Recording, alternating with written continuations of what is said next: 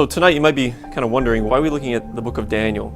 If we think about what we looked at last week, we saw how Eric brought up that in Revelation, at the very beginning, it tells us that the visions in Revelation and the symbols that are being used, they're all signified. It was symbols, not to be taken literally. But the problem in Revelation that we find is that in that book, there's not a clear interpretation given in the book of Revelation. And so what we're going to find tonight as we go throughout the book of Daniel and elsewhere in Scripture as well, that we'll see that God actually interprets and reveals how to understand the visions and the signs in the book of Revelation. And so just like the book of Revelation, Daniel is also a book full of signs as well. Yet in the book of Daniel, we're actually given the interpretations. Also in the book of Daniel, we're told that it was the visions and the prophecies were of things that were going to come hereafter, the things that would come to pass after the time of Daniel, similar to what we saw last week when we looked at John and the things that must shortly come to pass, as we see here in Revelation 1 verse 1. And so as we look at the timeline here, we see that really the prophecies of Daniel that we were looking at take place from that time of him receiving the prophecies, and they extend all the way out into the time of Revelation and extend as far out as the symbols in Revelation do as well. And so we'll see how that takes place here as we go along tonight. So there is as we'll go, we'll see a clear connection between these two books. And I thought this verse here was kind of fitting for some of the themes and the topics that we're looking at tonight. This is taken from Daniel chapter 2, verses 20 through 22. Blessed be the name of God forever and ever, for wisdom and might are his, and he changeth the times and the seasons. He removeth kings and setteth up kings. He giveth wisdom unto the wise, and knowledge to them that know understanding. He revealeth the deep and secret things. He knoweth what is in the darkness, and the light dwelleth with him. So what are we gathering from here is that God is all-knowing. God has all wisdom and might, and that he does reveal the deep and the secret things. So where should we turn if we're seeking for understanding from something? We should turn to God.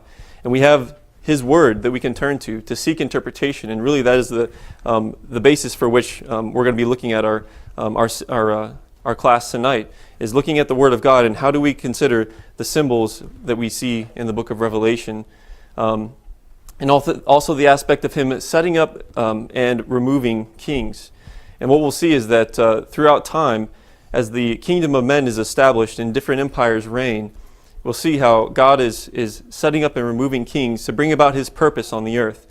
And as we saw in the previous class that Eric gave as well, that purpose is to fill the earth with men and women who will be in his image and likeness, showing his character.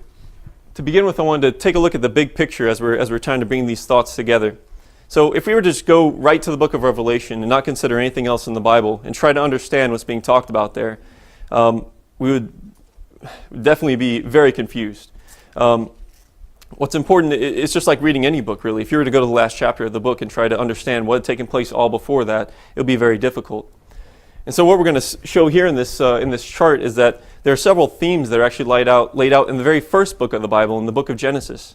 And that those things that are initiated in the book of Genesis, we find completed or fulfilled in the book of Revelation. And so we're kind of given a complete picture of what's going to be taking place in between these two books. Or you could look at them as bookends, really. And so just to look at a couple of these, in Genesis chapter 3, verse 1, you have the serpent that speaks. And we find that in chapter 20, in verse 2 of Revelation, that we find the serpent is restrained. We have a curse imposed in chapter 3 as well of Genesis. And we find a curse is removed in Revelation chapter 22. Many might be familiar with the tree of life that is spoken of in the book of Genesis as well, and the fact that man was driven out of the Garden of Eden after the sin that was committed, and then his access to that tree of life was denied. In Revelation, we find that the access is actually open to the tree of life. And finally, we know that as man was driven out of the Garden of Eden, that first paradise was closed to man. Yet we find in Revelation 21 that a new paradise is opened unto him. And so you can see these very real connections here. And so everything that we look at in between is the fulfillment, or how do we get to that end point? How does that purpose realize that God has? We turn to Genesis chapter 10, and we're going to be considering a man named Nimrod. In Genesis chapter 10, this man Nimrod, it was said that the beginning of his kingdom was Babel. And Eric brought up Babel last week, and how Babel was really built in opposition to God. You had men seeking to not be scattered upon the face of the earth when God's plan was for man to fill the earth.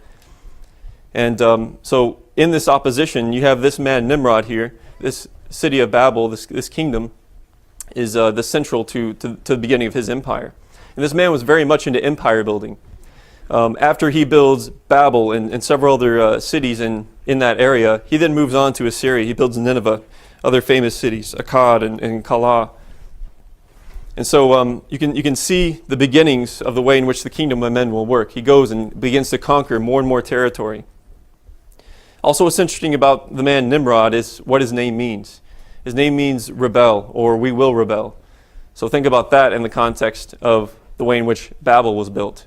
These people were rebelling against what God had commanded them to do. And finally, just in context that this Babel is translated the same, the Hebrew word that is translated here, Babel, is translated the same as Babylon all throughout Scripture, and is also incorporating, you'll find the land of Shinar is also consistent throughout the Bible in mentioning of Babel and Babylon. So really when we talk about Babel, we're talking about Babylon here. And we're told 4 times in the Bible that Nimrod is mighty. We're told that he was a mighty one in the earth, or he was mighty upon the earth.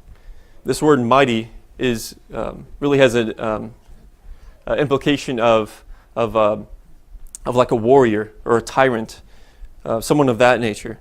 And it's mentioned of, as Eric brought out last week again, that you had the sons of God who went into the daughters of men. You had the seed of the serpent, the seed of the woman, and from them came these children. And we're told that they were mighty men, the same word. And we know that after that time there was great violence upon the earth, and the flood was sent. And so it's in the context of this word that we find Nimrod here described as 4 different times as this mighty one in the earth. It's also in the second point there that he was a mighty hunter before the Lord, or in the face of the Lord, is really how it should read. So again, opposition to God. And finally, him being a mighty hunter. So if you think about what a hunter actually does, to be a good hunter, you'd have to think like the animal. You have to be able to track the animal, right? So you're thinking like the beasts.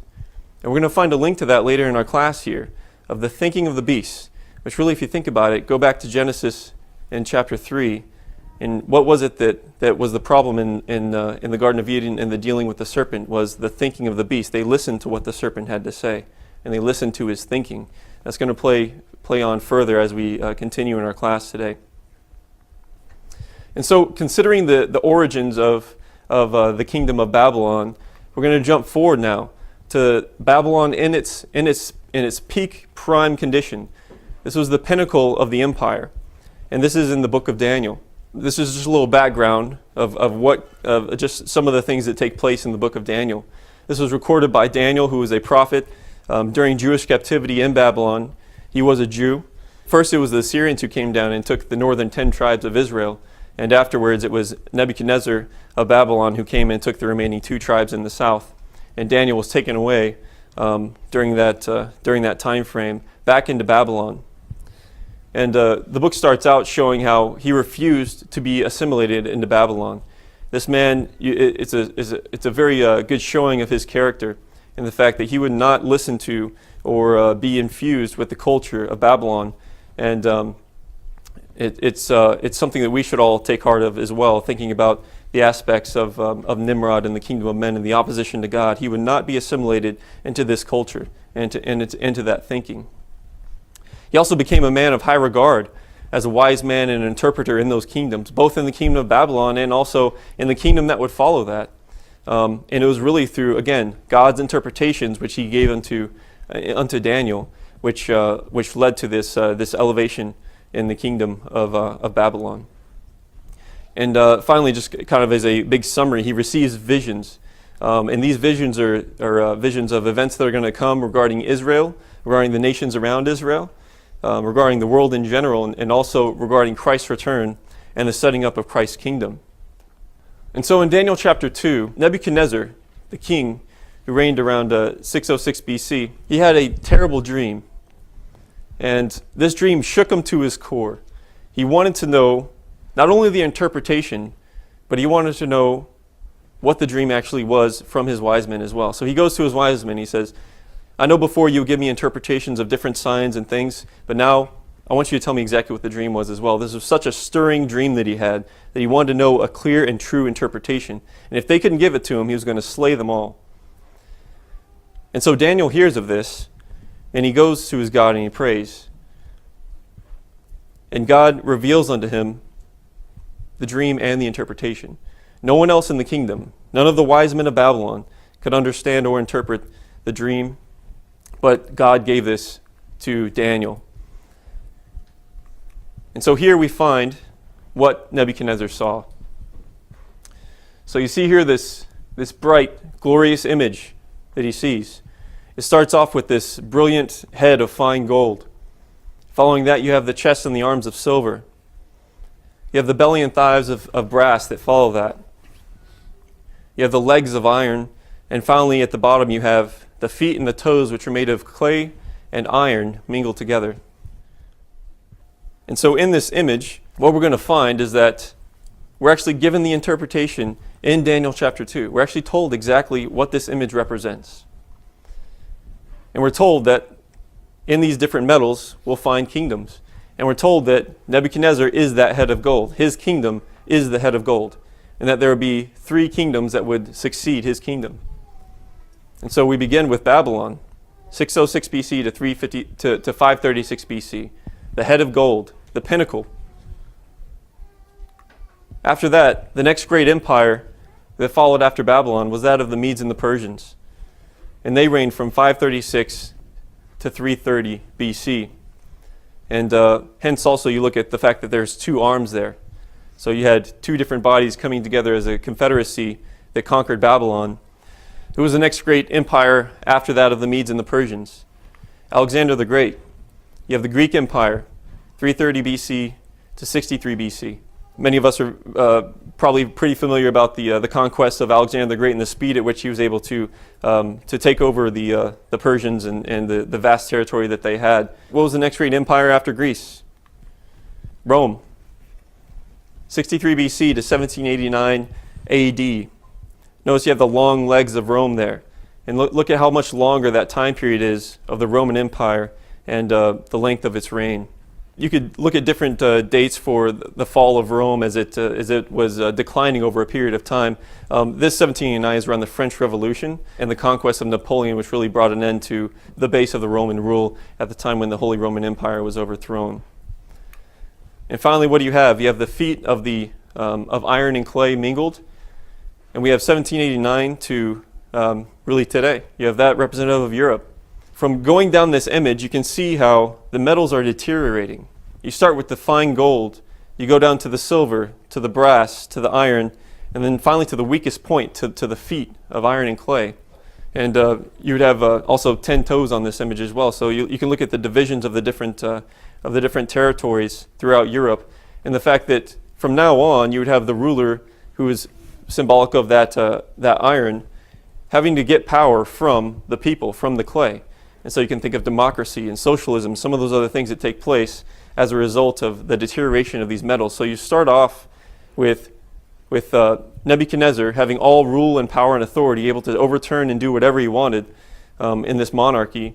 You go down to the silver, and in the Medes and the Persians Empire, we actually read of it in Daniel chapter 6, that a law was put into place which actually would have brought about the death of Daniel. And the king had his lawyers all night looking to see how he could overturn the law, but he couldn't. He couldn't do anything against the laws that they had. So you can see a limit in the power there. Also Greece. What we'll be looking at later is that after Alexander the Great, in his short reign, his empire was divided into 4 different territories that was reigned over by 4 generals. So again, you have a separation of powers. In Rome, you have the Eastern and the Western Roman Empire, symbolic of the 2 legs that we see there. And so you have 2 different capital cities. You have that of Rome and that of Constantinople also in the east. And so we can see how this continually deteriorates over time, and finally you find that of the feet of the iron and the clay. And now continuing in this vision, we see that there is a rock that is taken out of a mountain cut without hands. And this rock comes and it smites the image upon the feet.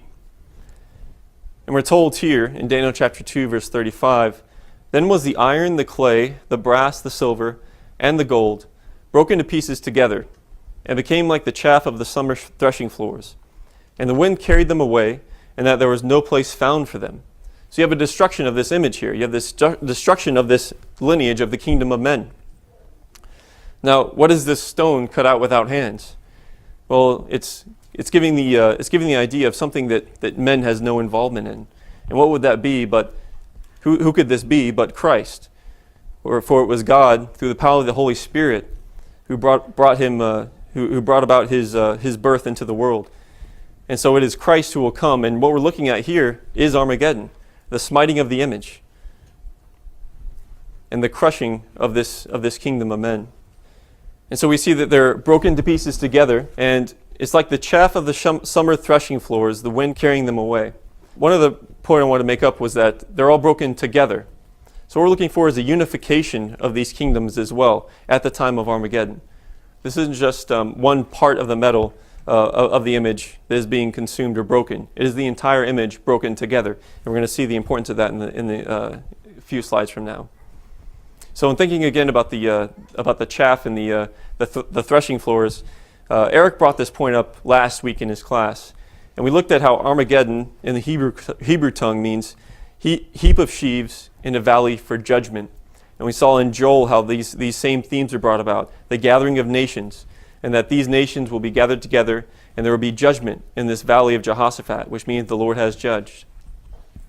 And we see the links to putting in the sickle and the harvesting. And so when you think about this harvesting of wheat, bringing the sheaves of wheat into the threshing floor, the crushing of the wheat, and then you'd have it lifted up into the air, and the wind would carry away the chaff. And really what you have is separation. You have a judgment taking place. And so we have direct links from what we're looking at here, the threshing floors, the judgment, the crushing that is taking place of this image, and what we saw in our Armageddon last week. And so we can see a direct correlation to what we were talking about. So let's consider these empires that we're looking at in the territories. So we begin with the Babylonian Empire, really focusing around the Fertile Crescent area here, Tigris and Euphrates, and continuing along the eastern side of the Red Sea. And so that's what we're looking at when we're looking at the territory of the kingdom of Babylon. Next, we find the Medo-Persian Empire. You can see the way in which much more was conquered. Look at the vast expanse of land here. It goes all the way out into to Libya and to Egypt in the south, as far west as Macedonia at times. The borders kind of varied throughout history. North up into the Caucasus Mountains, and all the way east, almost up into the Indus River. So the Greek Empire, which followed that, same territory, but you see even more is covered. This goes all the way out, as far west as all the way out into Greece, and continues out even east further as well. So you see this empire continually growing. Now we see a little different picture actually when we get to the Roman Empire. So here you see that it extends much further out west than those of the previous empires. It extends all the way out to Britain up here in the west, and Spain, and the whole northern tip of Africa there is covered as well of this kingdom. But you notice as well that the Far East territory was not conquered by the Romans. So that territory was not taken in. But what's interesting is that this same territory of Babylon was continually under power of these successive kingdoms, which I think is an interesting point. And so what we're looking at when we're talking about that this stone being cast and destroying together all these metals in this image of the kingdom of men is we're looking for a coalition, we're looking for a unification, a gathering of these nations unto the great battle in the day of Armageddon. So up until now, we've been considering in Daniel chapter 2 a vision that was seen by a Gentile king, and really you could look at it as man's view of the kingdom of men. This great and glorious image, these bright metals, and really something to behold. We're going to see a vastly different picture in Daniel chapter 7, and what we're going to see is direct links back to Daniel chapter 2. And so what does he see? In Daniel chapter 7, we read that he receives this vision by night. And behold, the four winds of the heaven strove upon the great sea. And 4 great beasts came up from the sea, diverse, one from another. And so we're going to be considering these 4 different beasts and how they correspond to what we looked at in Daniel chapter 2. And so what we can look at in Daniel chapter 7 is a man of God beholding these visions that God gives unto him. And this is God's view of the kingdom of men. Notice these beasts. Remember before we were thinking about Nimrod, the thinking of the beast, and how that was indicative of the kingdom of men. How does God perceive the kingdom of men? These are beasts ruling in the kingdom. And so this is God's view. And notice that all these beasts, what we'll see is that they're all unnatural in some way. You have the lion with wings. You have the leopard having 4 heads and 4 wings. You have a bear who's lifted up on one side unnaturally. And also you have a 4th and dreadful beast, which actually can only be described by its characteristics. There's not even a creature in God's creation that could be described by this 4th and dreadful and terrible beast. And so what we're going to see is that these 4 beasts actually line directly up to what we've seen in Daniel chapter 2. The Babylonian head of gold is representative of that lion. The Medo-Persian chests and arms of silver seen as the bear. We have the belly and thighs depicting a leopard, and those Roman legs of iron, and also the feet and toes of iron and clay are shown to correspond to the 4th beast, which had 10 horns. It makes you think back to the feet, which would have 10 toes on them as well. And we'll dive into these now and consider how these link together. So we'll begin with the lion, Daniel chapter 7, verse 4. The first was like a lion, and had eagle's wings. I beheld till the wings thereof were plucked, and it was lifted up from the earth, and made stand upon the feet as a man, and a man's heart was given unto it. And so this lion, as you go back to the image that we looked at before of this head of gold, represents both the Assyrian and the Babylonian empires. It's looking at it in more detail than what we saw before. And we'll see that continue on as we go throughout this class. We were first given that first image, and then what we'll find is in Daniel chapter 7, we're given even more detail. And if we won't go there, but in Daniel chapter 8, you're given even more detail about the kingdoms that we're looking at, here as well. And so this line, representative of the Assyrian and Babylonian empires, and again, the origins back in Daniel chapter 10, speaking of Nimrod. Remember, he went from creating cities in Babylon, going out to Assyria and further establishing his empire. And so this lion having eagle's wings, speaking of the outreach, the overshadowing of the great territory that the Assyrians had. And a number of famous Assyrian kings that you can think of Tiglath-Pileser, Shalmaneser, Sennacherib, several that we find in the Bible here. Most of the time they're opposition to Israel as well, as they came down and took the northern 10 tribes of Israel. And we find that those wings are plucked up. And so believe this is indicative of, in history we find that Assyria was defeated by a Babylon and Median confederacy in 612 BC. So you have this territory that was taken by that was conquered by the Assyrians, taken away by a Babylonian and Median confederacy. And so what do you have? You have a changing of rule. And so you have a lifting up of the lion, which is the ascending to the throne in the kingdom of men of this Babylonian empire, which reigned from 606 BC to 536 BC. And also when you think about a lion as well, it's thought of as the king of all beasts typically. Think of the king of the jungle. And so this is the peak beast would correspond directly with the head again as we're considering. And so we're looking back in history and seeing how these things, how these different symbols take place. And finally, a man's heart was given unto it. And it's commonly known throughout history that the Assyrians were absolutely brutal in the conquerings of nations. And the Babylonians were known to be much more humane than those of the Assyrians.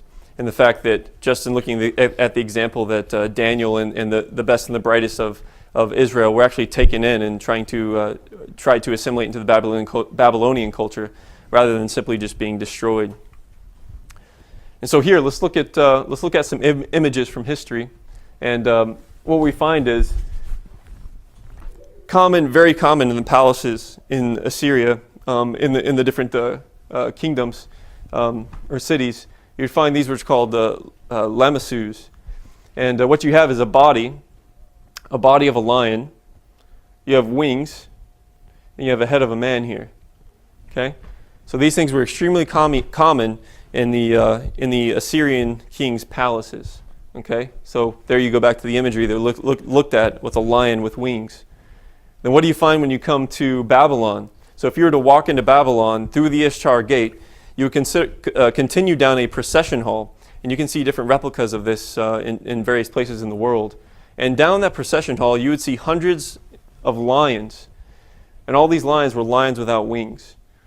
And so it's really interesting to see how these things portray throughout history, that you find these same images in the palaces of Assyria with the lion with wings, and you find the lion without wings in the courts of Babylon.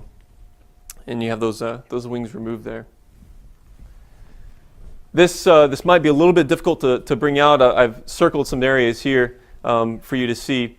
This is what you call a stone sculpture or a mule of sorts that was found in the palace of King Tiglath-Pileser, one of the more brutal kings of Assyria. And what it's depicting, kind of going back to the brutality of the Assyrians, is down here in the bottom you have an Assyrian soldier who was slitting the throat of a unarmed enemy here, and up in the top right corner you have the prisoners who are impaled upon stakes, and these were found throughout their palaces, showing their conquests and the ways in which they would deal with the people that they conquered. And you can even read more about it if you wanted to, about they would skin people alive. There's others showing the putting out of eyes and several other brutal things that they would do. So this going back to the man's heart being given into Babylon, and the more humane aspect that they had than the Assyrians. So we consider Daniel chapter 7, verse 5. And behold, another beast, a second, like unto a bear, and it raised up itself on one side, and it had 3 ribs in the mouth of it, between the teeth of it. And they said thus unto it, Arise, devour much flesh. And so we saw the bear corresponds to that of the Medo-Persian Empire, reigning from 536 BC to 330 BC, again in succession to that of the Babylonian Empire. You might be familiar with the way in which Cyrus went to the city of Babylon and dried up the river Euphrates, and from there was able to go in and conquer that city. Very famous story from record from history. And so after that conquering, in the first 2 years, it was Cyrus who gave the rulership to his uncle Darius the Mede. And after Darius died, Cyrus was the one who became head ruler and really the sole ruler. And you then have basically this raising up on one side. This is an action that's taking place. And so where once you had the Medes in power, Darius the Mede in power for 2 years, you have the raising up on one side, the ascendancy of power by the Persians, leading with Cyrus here. And that's the action that we're seeing in history. The 3 ribs that are in the mouth of it, we actually read of in Daniel chapter 6, that there were 3 territories, and these territories that were conquered by the Medes and the Persians after conquering Babylon. And that there were 3 presidents who ruled over these 3 territories. Daniel was the chief of these princes, of these 3 princes. We read that in Daniel chapter 6. Sorry, not princes, presidents, excuse me. There's 3 presidents, and there's 127 princes that kind of facilitated things underneath them. So this is speaking of those 3 ribs in the mouth, those territories conquered, with the 3 presidents set over to rule those territories and to oversee the affairs of those territories as well. And finally, the arise and devour much flesh. Well, we saw from the maps that the Medo-Persian Empire conquered vastly more land and territory than that of the Babylonians. And so here we have the connections between the arms and chest of silver and the bear. 538 BC, Darius reigning for 2 years, that one arm of the image, and then the changing to the other arm of Cyrus the Persian, ascending up, being raised up on one side, taking power throughout the rest of the empire's existence. You have the Persians, that influence being much more dominant. And then as we looked at the division of the empire in the conquering of the 3 different provinces and 3 presidents reigning over those. And what's interesting is in the British Museum, you can find these plates that are made of silver, and depicted on these plates are the conquest of the Babylonian Empire. And what do you find him holding here? He has knives or swords in the heads of lions. And you have him standing on a lion here. And so again, going back to the conquering of the previous kingdom, what was that kingdom? Babylon, representative of the lion. So we move on to the leopard of Greece. Daniel chapter 7, verse 6. After this I beheld, and lo, another like a leopard, which had upon the back of it 4 wings of a fowl. The beast had also 4 heads, and dominion was given to it. We're going to see how this is in connection, this leopard, to that of the Greek Empire, 330 BC to 63 BC, the next great empire that followed that of the Medes and the Persians. And there was 2 great battles that Alexander the Great won against the Persians to conquer that empire, that of Granicus and of Isis. And really the speed at which that Alexander was able to conquer the vast territory of the Medo-Persian Empire was amazing, doing that in about 3 years. And so these 4 wings of a fowl, speaking of how far that those territories were conquered, as well as the speed of which that those territories were conquered. And then we see 4 heads, which, as we mentioned before, you have the Greek Empire divided into 4 different territories as well. And you have, after Alexander's death, after his very early death, he was very young, 4 generals were set up after him, and they were ruling over those 4 different territories. And so here we see the 4 different heads of the leopard, and we see how history fulfills that. And finally, great dominion was given unto it. And as we saw previously in the maps as well, that the empire and the territory with which the Greeks ruled was spread even further than that of the Medo-Persian Empire. And again, we kind of bring all this together. We look at the belly and the thighs of brass, the leopard with its 4 heads and the 4 wings, showing the 4 territories, the 4 generals over those territories, the great dominion, and Daniel chapter 2, verse 39, speaking of the 3rd kingdom, which shall bear rule over all the earth. It was truly a vast territory that was conquered by Alexander the Great. And what's interesting here, again, in the British Museum, we see brass is actually typical of the Greek Empire. In fact, they were the first empire to extensively use brass in the making of their armor for their army. Other nations before had done so, but not on the scale of the Greeks. They really took it to the next level. And so here we have a picture of all the different armaments of brass used by the Greeks. And so finally we come to the 4th beast. Daniel 7, verse 7. After this I saw in the night visions, and behold, a 4th beast, dreadful and terrible, and strong exceedingly, and it had great iron teeth. It devoured and brake in pieces, and stamped the residue with the feet of it. And it was diverse from all the beasts that were before it. And it had 10 horns. And so as we know, it was the Roman Empire that followed that of the Greek Empire. And so, again, we says 63 BC to 1789 AD. And the great devouring of this beast was, again, you saw the vast territory that was encompassing all the way west into Britain, into Gaul, and going east into Macedonia, Egypt, and even Pergamum here was actually willingly given over to the Romans, which they didn't actually have to conquer that area. What we're going to look at here is the combination of Daniel chapter 2 and Daniel chapter 7, and how it's very easy to see the consistency in the language being used here, the inspired language. So you have iron, great teeth of iron. What do we have? The 4th kingdom, strong as iron breaketh in pieces and subdueth all things.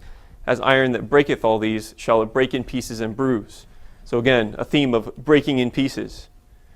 We find the same thing, Daniel chapter 7, verse 7.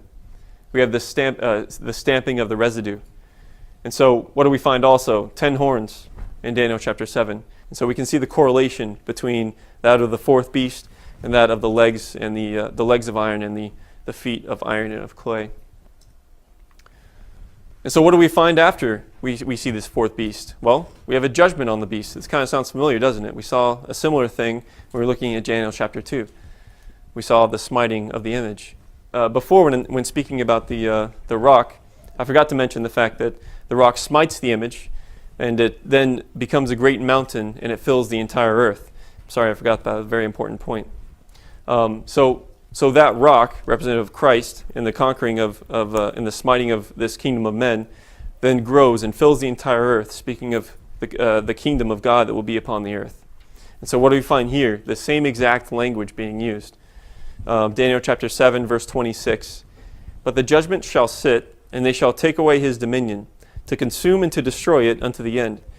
And the kingdom and dominion and the greatness of the kingdom under the whole heaven shall be given to the people of the saints of the Most High, whose kingdom is an everlasting kingdom, and all dominions shall serve and obey him.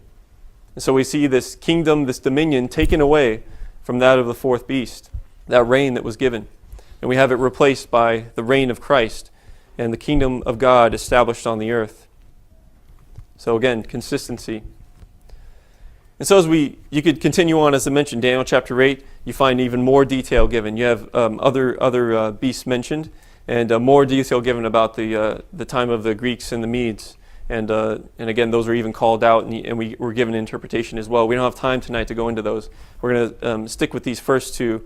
And what we find as we go into Daniel chapter 12 is that, interesting enough, we find that there's a book that is sealed. Daniel chapter 12, verse 4. But thou, O Daniel, shut up the words and seal the book, even to the time of the end. Many shall run to and fro, and knowledge shall be increased.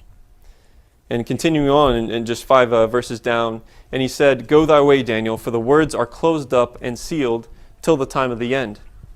So we have this picture of this book that contained all the words that were written.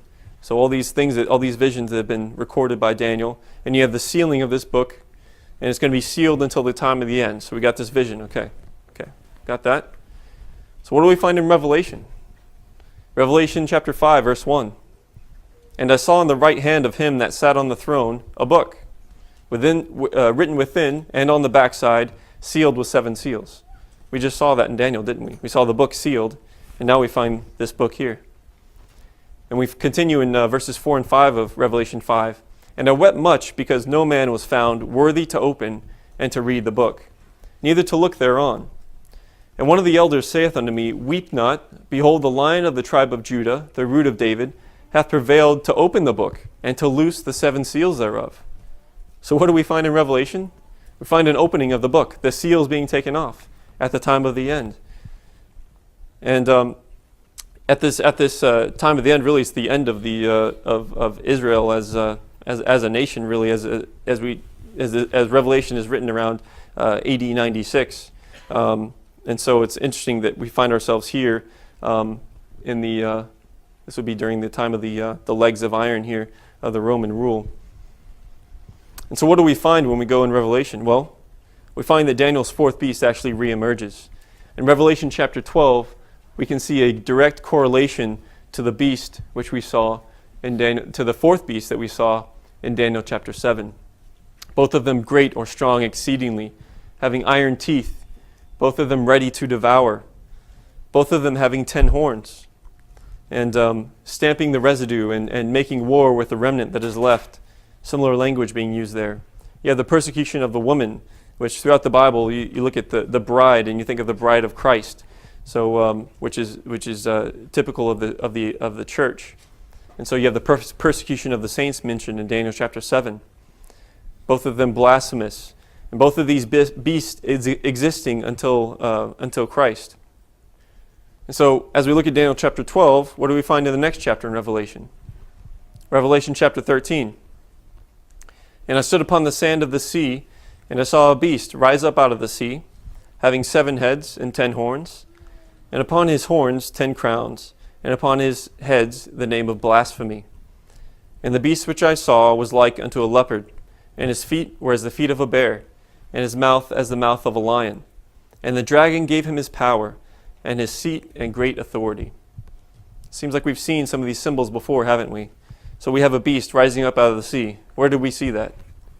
It was Daniel chapter 7, right? We had 4 beasts rising up out of the sea, one after another. Okay? Here we have 10 horns being mentioned. We thought back to the 10 horns that were on that fourth beast. And finally, a leopard, a bear, and a lion, and a dragon.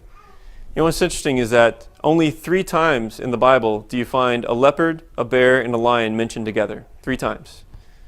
The first is in Daniel. The last one, the third one, is here in Revelation 13. And we find the second one here in Hosea chapter 13. Hosea 13, verses 7 through 8. Therefore I will be unto them as a lion, as a leopard. By the way will I observe them, I will meet them as a bear that is bereaved of her whelps, and I will rend the caul of their heart. And there will I devour them like a lion. The wild beast shall tear them. So this is speaking about judgment that will take place upon God's people, upon Judah. And so in thinking about this judgment taking place, what is he going to bring upon his people? It's mentioned as being a lion or a leopard or a bear, and even a fourth unnamed wild beast. This sounds very familiar, doesn't it? And this coincides with exactly what we saw with the kingdoms who would bear rule over God's people. Babylon taking his people captive. The Medo-Persians as well having dominion over them. The Greek Empire. The Roman Empire. This is consistent, isn't it? So this is the only other place. There's 3 places. All of these here speaking of these kingdoms that we've been looking at, or really the kingdom of men, these different empires that would reign in that kingdom. And so what are we seeing when we go to Revelation is really different phases of Daniel's 4th beast. So we see, as we saw, we have the first of it coming out in Revelation chapter 12 with the great red dragon. Then you have the beast of the sea, the beast of the earth, the image of the beast. And finally in Revelation 17 you have the harlot which sits on the beast with 7 heads and 10 horns. And so what we have is the different progressions in the kingdom of men of really that 4th beast. So we're seeing even greater detail given of the 4th beast, those seals being opened that were shut at the time of Daniel. And Daniel actually, in that book as well, was very inquisitive of this 4th beast. Of all the beasts that he saw, it was the 4th beast that he focused on for the great and the terrible things that came out of that 4th beast. And it's here in Revelation chapter 16 where we find Armageddon.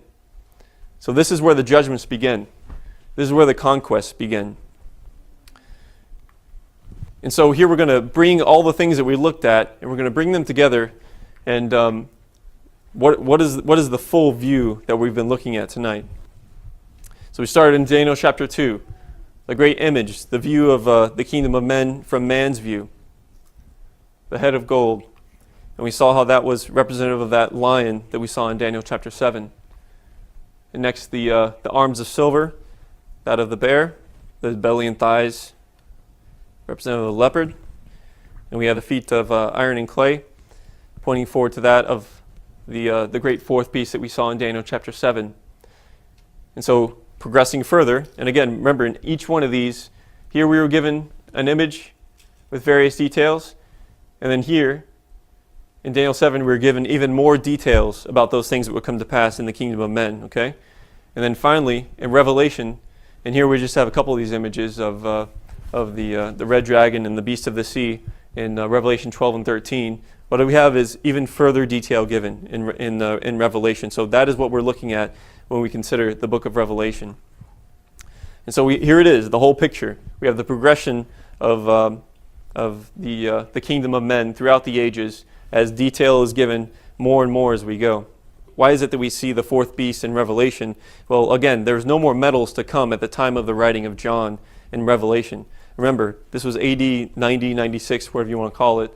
And all the previous metals had come before it. All that followed, he was in the time of the iron, and it was just the iron mixed with clay afterwards. And we see how that corresponds to the 4th beast. So why is it so we have an exposition of the 4th beast, basically, of Daniel's 4th beast in Revelation, and that's what we're looking at as the different phases as history progresses. These are consistencies that we can see throughout the Bible. And again, we've turned and looked to, as we're considering Revelation, we're turning and looking to what God says about how to interpret and how to understand these signs that we see. And we've seen by going back what these beasts represent. And so we started with the kingdom of men in Daniel chapter 2 as Nebuchadnezzar's image. And we saw that that image was then crushed by the stone. And so we have the judgment that was brought upon the kingdom of men. And finally, you have the kingdom of God. And that was that stone that then grew into a mountain and filled the entire earth. Well, we saw the same exact thing in Daniel chapter 7, didn't we? We have the beast, the representative of the kingdom of men. We have that 4th beast slain. And what's interesting again is that you have the image being crushed upon the feet, which as well have iron. In Daniel chapter 7, you have the 4th beast being slain, which as well had the iron teeth. So we see a consistency there. And finally, at the end of that, we have the saints having dominion over all the earth. Same picture. What do we find in Revelation? We have the dragon and the beast, as we just saw, a continuation of the symbols used in Daniel chapter 7. We find a judgment. There's various conquests that are mentioned. Revelation 16, 18, 19. Revelation 16 again is speaking of Armageddon. Armageddon is the beginning of Christ's conquest over the kingdom of men, over the beast. And finally, what do we find at the end of Revelation? We find New Jerusalem. We see the paradise reopened. We see the kingdom of God on earth. And so again, you can see the real connections here, the consistent message that God is giving us, and that He has given us the interpretation of. And so as we think back to how we ended our last class of Armageddon, why? Well, what we've seen from our previous slides is that God is setting up a kingdom on this earth, isn't He? And it is necessary that the kingdom of men be judged and replaced by that kingdom of God. And Armageddon is the beginning of those conquests. Armageddon is the beginning of that judgment process. And so here we'll end with Daniel chapter 2, verse 44. And in the days of these kings shall the God of heaven set up a kingdom which shall never be destroyed. And the kingdom shall not be left to other people, but it shall break in pieces and consume all these kingdoms, and it shall stand forever.